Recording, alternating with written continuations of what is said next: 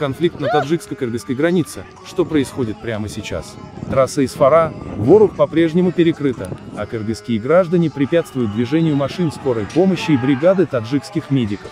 В настоящее время правительственные делегации Кыргызстана и Таджикистана продолжают переговоры по поводу инцидента на границе, сообщил спутник Таджикистан пресс-секретарь мэра Исфара Игбол Тишаев.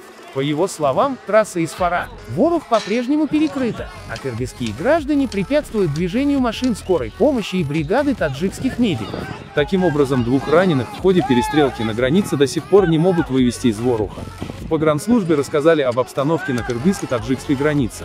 И это несмотря на то, что пострадавшим срочно требуется повторная операция. Он отметил, что один таджикистанец получил огнестрельное ранение в область легких, и прооперировать его могут только в другой больнице в Исфаре, так как в селе Ворух нет соответствующих медицинских условий. Напомним, очередной конфликт на границе Таджикистана и Кыргызстана разгорелся днем 22 июля. По одной из версий, поводом послужила установка стелы с надписью «Аксай» на территории таджикского Воруха. После словесной перепалки одна из сторон применила оружие. В ходе перестрелки в Таджикистане погиб учитель местной школы. Еще 16 жителей пострадали. Был тяжело ранен сотрудник милиции. Впоследствии погранведомство Таджикистана назвало произошедший случай провокацией в преддверии встречи таджикского главы Эмомали Рахмона и киргизского лидера Сааронбая Жээнбекова.